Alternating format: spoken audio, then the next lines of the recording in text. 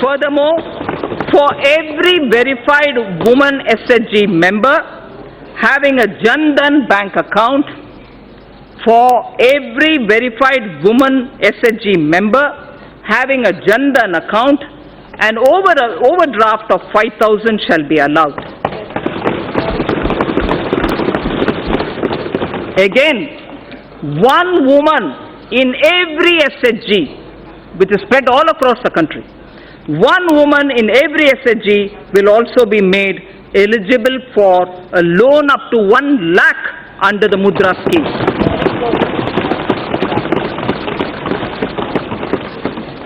Speaker, sir, at the beginning I did tell you about India's soft power. India's soft power, which is the next section I'll concentrate on. India's soft power is appreciated in so many different ways. Some simple examples, sir. In the last 3 years, on the International Yoga Day, yoga has been practiced in large numbers in 192 countries around the world. Mahatma Gandhi's favorite bhajan, Vaishnav Janto Tene Kahiye, was sung by the respective lead artists from over 40 countries. The annual Bharat Ko Jano quiz competition is sought after as an event to participate by not only NRIs, non-resident Indians, but also several foreigners themselves. I propose to consider issuing Aadhaar card for non-resident Indians with Indian passports after their arrival in India without waiting for 180 days. I repeat it. I propose to consider issuing Aadhaar cards for non-resident Indians with Indian passports after their arrival in India without waiting for the mandatory 180 days, without waiting the issue. I propose to launch a mission which will integrate our traditional artisans and their creative products with global markets. Wherever necessary, we shall obtain patents for them and the geographical indicators, GI, for them.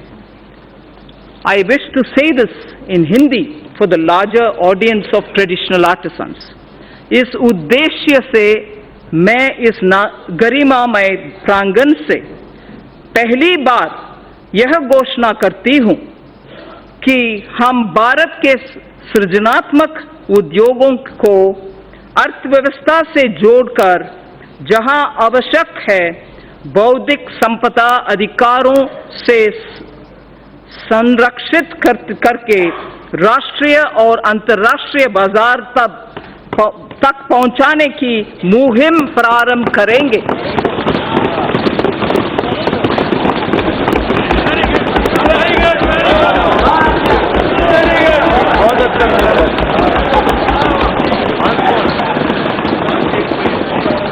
To give further impetus to India's growing influence and leadership in the international community, government decided to open Indian embassies and high commissions abroad in countries where India does not have a resident diplomatic mission as yet. Accordingly, in March 2018, government approved opening of 18 new Indian diplomatic missions in Africa. 5 embassies have already been opened in Rwanda, Djibouti, Equatorial Guinea, Republic of Guinea, and Burkina Faso in the year 2018-19. Government intends to open another 4 embassies, new ones, in the year 2019-20. This will not only increase the footprint of India's overseas presence, but also enable us to provide better and more accessible public services, especially to the local Indian communities in these countries. In line with our ancient wisdom, India has always pursued a policy of economic cooperation with countries through bilateral and regional coordination. Indian Development Assistance Scheme, IDEAS, provides concessional financing for projects and contributes to infrastructure development and capacity building in the recipient developing countries. Mindful of our position as the sixth largest economy, we will look at alternative development models which include private sector equity, multilateral financing, contributions from corporates, non-residents, and so on. I propose to revamp the IDEA scheme during the current financial year.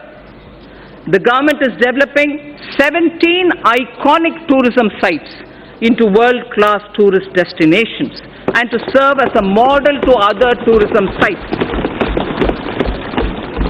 The iconic tourism sites would enhance visitor experience, which would lead to increased visits of both domestic and international tourists at these destinations. With the objective of preserving rich tribal heritage, a digital repository is developed where documents of folk songs, photos and videos regarding their evolution, place of origin, lifestyle, architecture, education levels, skill sets, traditional art, folk dances, and other anthropological details of the tribes in India will be stored. The repository will further be enriched and strengthened as we go along. Speaker, sir, now I come to saying what we propose about the banking and the financial sector. Financial gains from cleaning of the banking system are now amply visible. NPAs, meaning non-performing assets, of commercial banks have reduced by over 1 lakh crore over the last year. Record recovery of over 4 lakh crore due to IBC and other measures has been effected in the last 4 years. Provision coverage ratio is now at its highest in 7 years, and domestic credit growth has risen by 13.8%. Government has smoothly of up to 10%. I shall read this again. For the purchase of high-rated pooled assets of financially sound NBFCs amounting to a total of 1 lakh crores of rupees during the current financial year, government will provide one-time 6 months partial credit guarantee to public sector banks for first loss up to 10%. Further, Reserve Bank of India is the regulator of the NBFCs. However, RBI has limited regulatory authority over NBFCs. Appropriate proposals for strengthening the regulatory authority of RBI over NBFCs are being placed in the finance bill. NBFCs which do public placement of debt have to maintain a debenture redemption reserve. And in addition, a special reserve as required by RBI has also to be maintained. To allow NBFCs to raise funds in public issues, the requirement of creating a DRR, that is a debenture redemption reserve, which is currently applicable for only public issues as private placements are exempt, this will be done away with. To bring more participants, especially NBFCs not registered as NBFCs factor on the TREDS platform, amendment in the Factoring Regulation Act 2011 is necessary, and steps will be taken to allow all NBFCs to directly participate on the TREDS platform. Efficient and conducive regulation of the housing sector is extremely important in our context. The National Housing Bank, besides being a refinancer and a lender, is also the regulator of the housing finance sector. This gives a somewhat conflicting and difficult mandate to the NHB.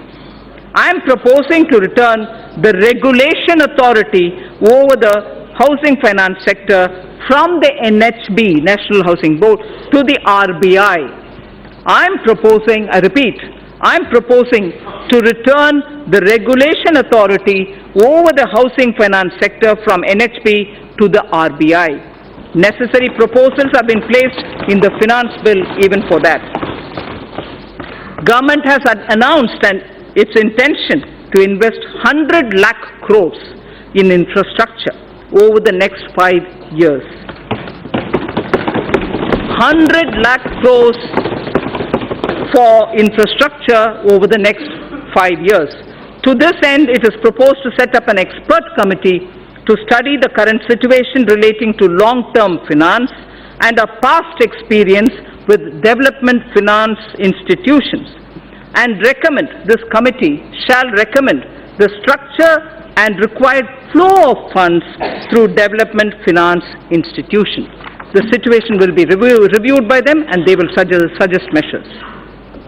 Pension Fund Regulatory Development Authority, PFRDA, implements and regulates the National Pension System, the NPS, and Atal Pension Yojana through various intermediaries, including, inter alia, the NPS Trust. Keeping in view the wider interest of the subscribers and to maintain arm's-length relationship of the NPS Trust with PFRDA, steps will be taken to separate the NPS Trust from PFRDA with appropriate organizational structure. To facilitate onshoring of international insurance transactions and to enable opening of branches by foreign reinsurers in the International Financial Service Center, it is proposed to reduce net owned fund requirement from 5,000 crores to 1,000 crores, 1,000 crores. I'll repeat that sentence, sir. To facilitate onshoring of international insurance transactions and to enable opening of branches by foreign reinsurers in the International Financial Services Center, it is proposed to reduce net owned fund requirement from 5,000 crores to 1,000 crores. Government has been following the policy of disinvestment in non-financial public sector undertakings, maintaining government stake not to go below 51%. Government is considering, in case where the undertaking is still to be retained in government control, to go below 51% to an appropriate level on case-to-case basis. Government has also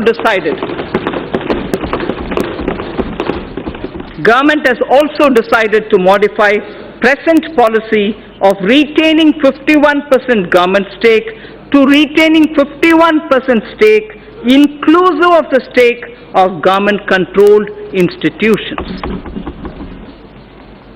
Sir Speaker, in order to improve the capital flows into the Indian economy, it is important to align domestic corporate systems and practices with global ones. It is also appreciated that global finance movement in equity uses certain parameters to evaluate the stocks in which they choose to invest. The